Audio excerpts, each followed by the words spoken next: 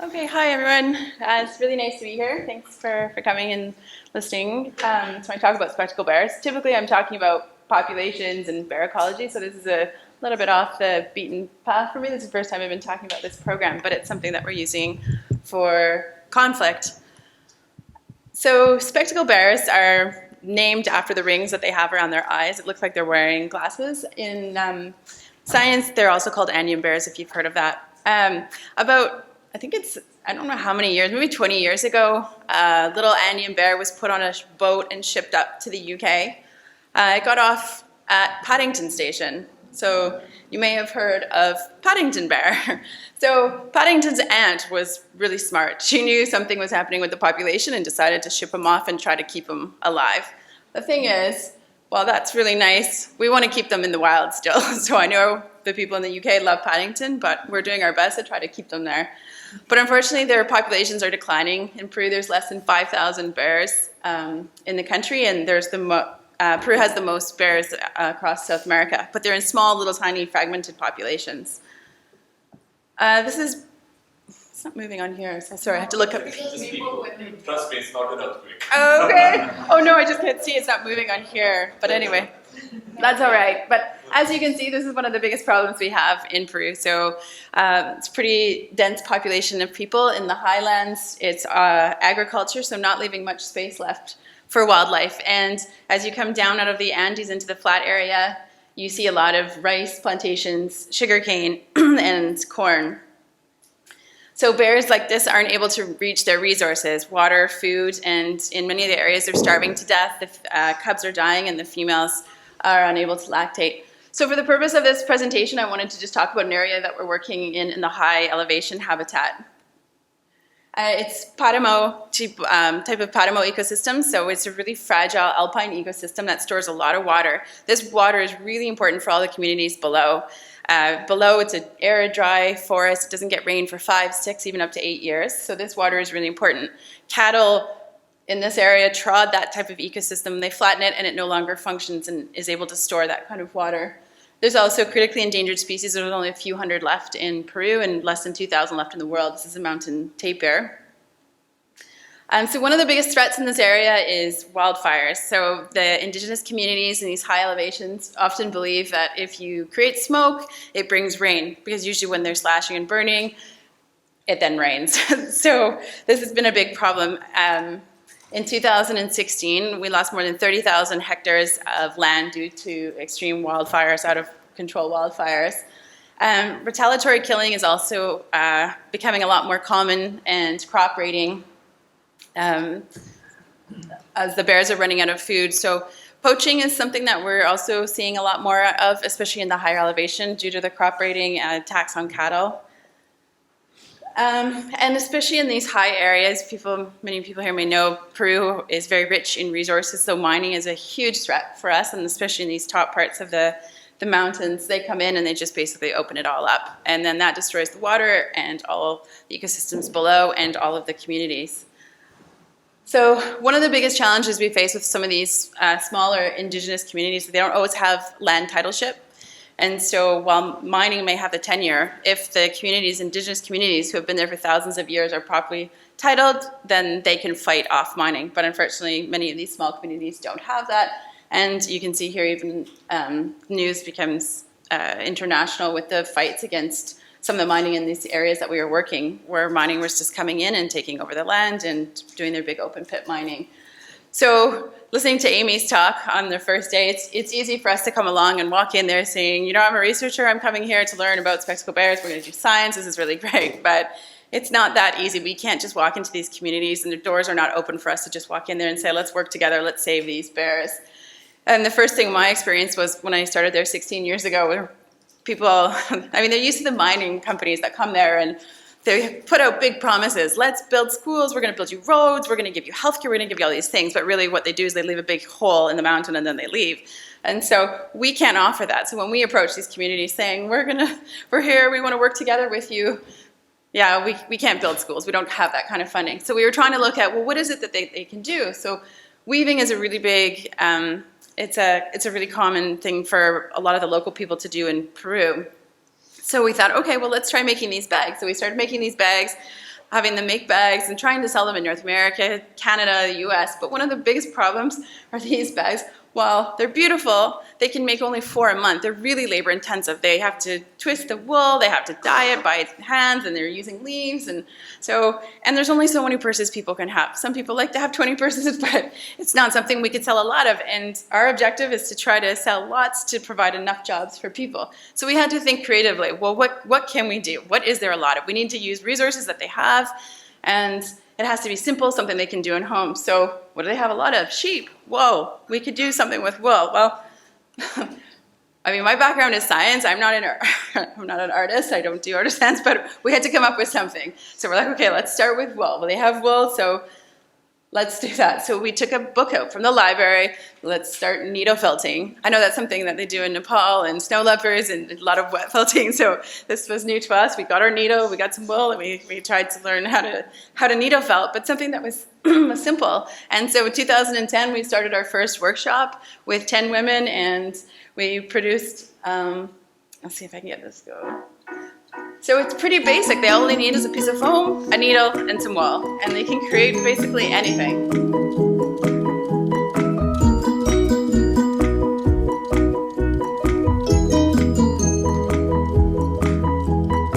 We should do a snow leopard.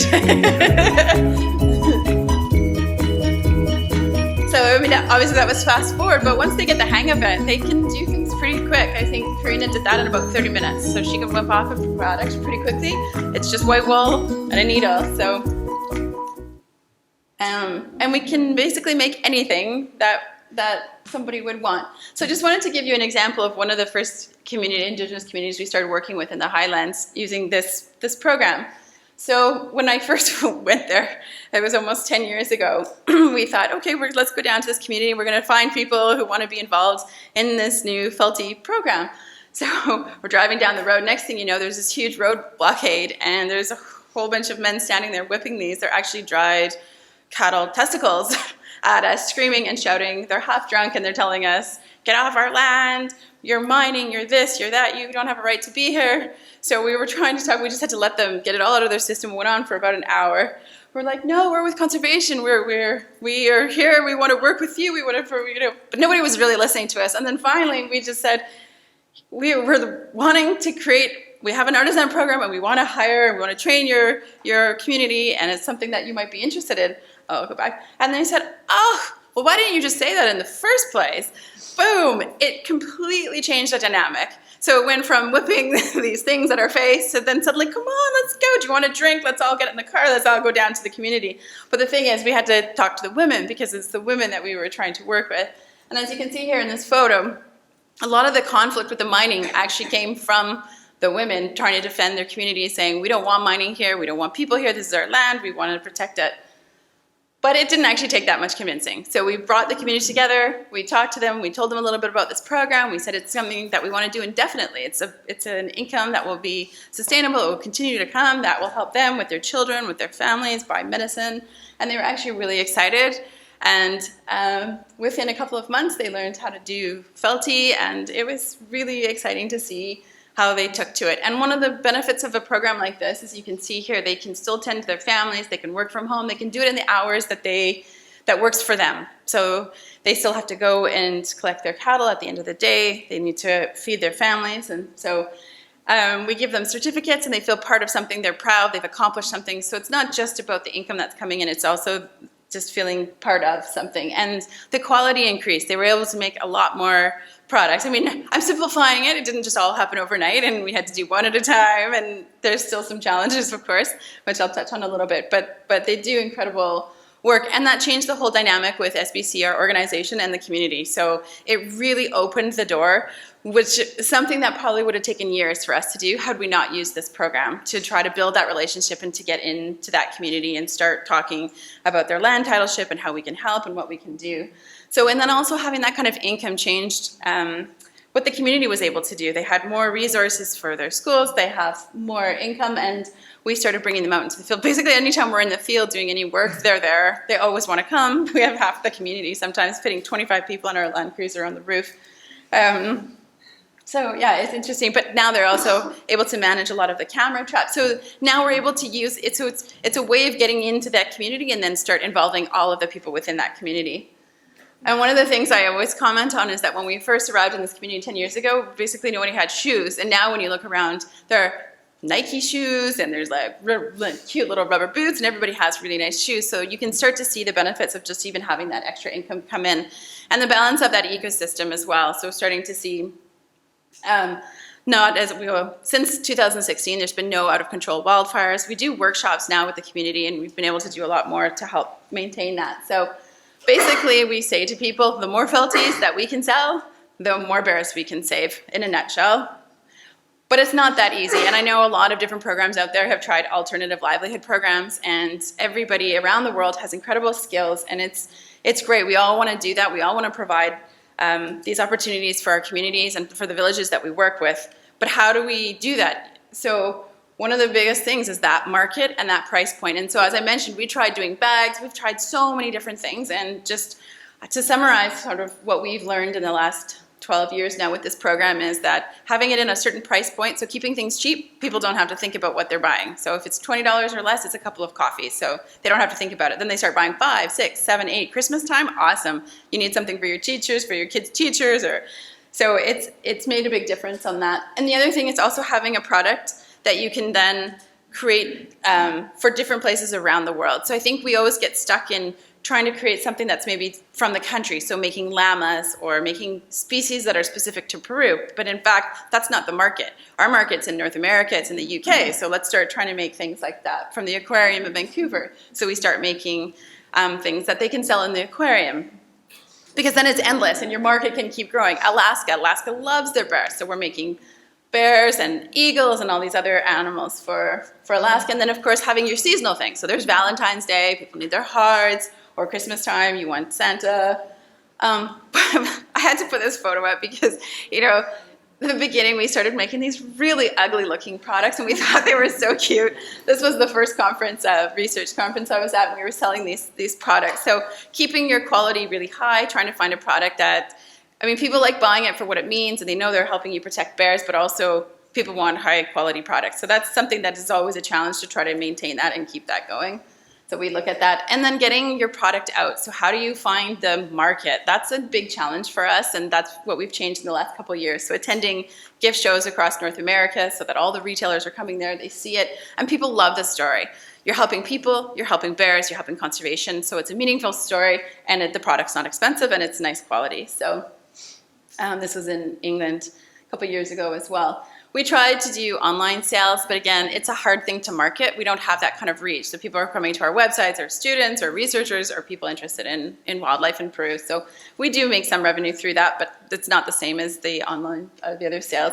The other thing that we've done is connecting with other NGOs. That's actually really been amazing, and we keep continuing to grow that. So now other NGOs are purchasing our product and selling it. So we can make pangolins. We can make okapi for okapi conservation. We just started recently doing a sloth, and then polar bears for Polar Bear International. So it's been a long road. We started this a long time ago, but now that we've started the ball and we've kind of got the product out and we figured out kind of how to do it, we've seen a huge growth. We had this big plan in 2019. We're going to scale up this program. It's going to be huge. And then COVID hit.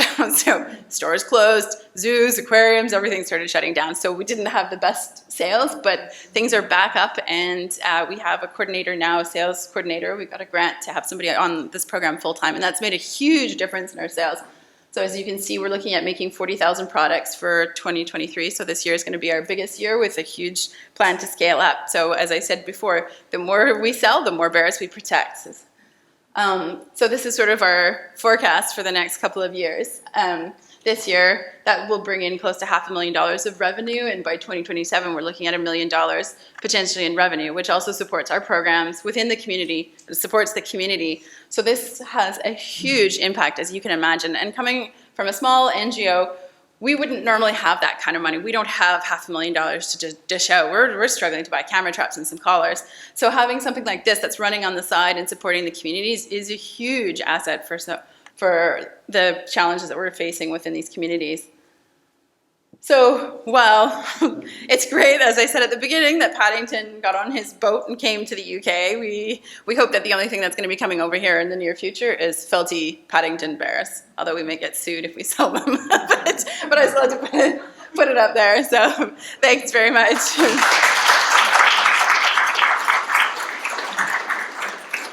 Thank you. That was a fun presentation. Thanks so much. We totally enjoyed it. Again, we're slightly out of time. We have time for one question. Yes, please. Thanks, that was fascinating. On a side note, my parents lived in Peru for many years and I have about 200 felted bags. Every time they came home for Christmas, they were giving me amazing products. One question I have, I work in Kazakhstan and we're kind of beginning to think about potential alternative incomes for communities. And it sounds, this is kind of, sorry. One question I have is how do you kind of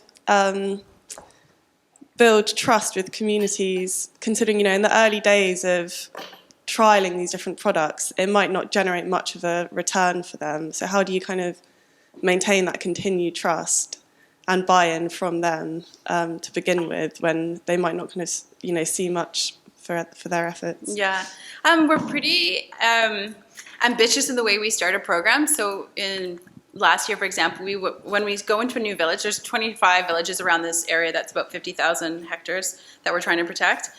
The original one, so that case study I showed you, we learned a lot from that. We were slow, and that is a problem. So if they don't see the income coming in quickly, then it's like, oh, just a little hobby on the side. And so we've changed how we do things. We come in and we invest everything we've got. So basically the idea is within 3 months, they're making product and they're making as many product as they possibly can or they wish to. So within 3 months, they can make up to $200 to $300 a month. So they can make money quickly.